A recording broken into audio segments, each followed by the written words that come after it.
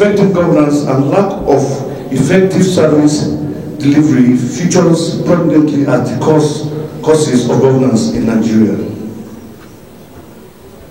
Democratic, political, and government institutions could play a role in reducing such social factors as a high rate of illiteracy and poverty.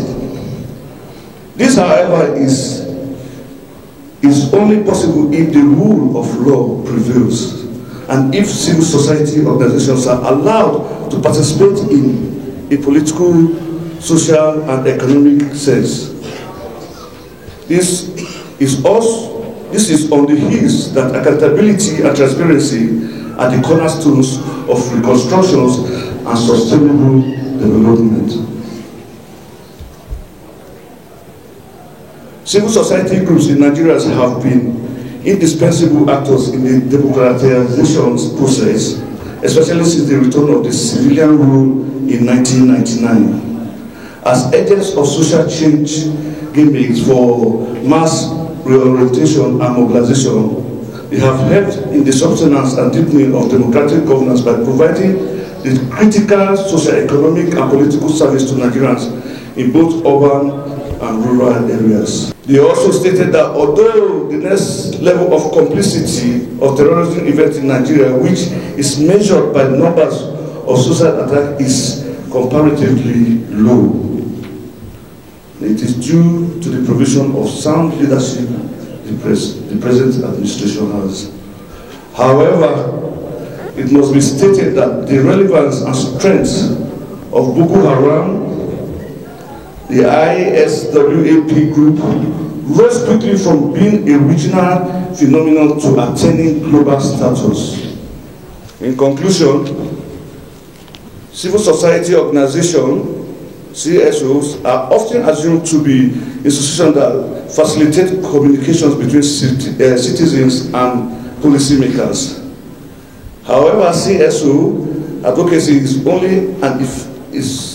only as effective as the space allowed by the government, the resources available from funders, and the internal capacity. What is the Buhari's leadership approach in the management of human and material resources in Nigeria? Has the leadership approach answered these questions? What is happening to poverty? What is happening to inequality? What is happening to corruption or unemployment? Actually, we all know that he is trying. Buhari is actually trying. But the question here is that you cannot become a leader when followers are not following you. And that is a major problem. He is trying. When you look at all the policies, we will also discover that all the policies in the sectors are very good.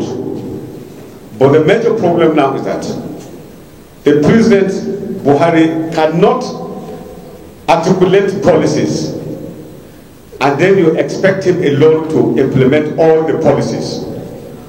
Policies are being formulated by the Nigerian population. And that is why in policy formulation, virtually you and I are all involved. The civil society organizations are involved. In fact, the officials, state officials also involved in policy formulation. But the major problem now is that, can the president alone implement all the policies without your cooperation? No. But the issue here is that if there is any problem, he is singularly pointed out. The blames go back to what? To the president. You hardly see Kwashiorkor children on the street today. And the Future Assured program is for all Nigerians. It's not talking about party, it's not for tribe, it's not for certain class of people. It's for everybody. Even the foreigners that are based in this country are enjoying Future Assured program. And I want to use this privilege to please beg the youth of this country, let us sit down and think because our leaders here seated, they are thinking good for us. And by the grace of God, one day we are going to take over from them. We have to always come together, support whoever is in power, and by the grace of God, very soon, by them, the civil society organizations, we are going to take the day.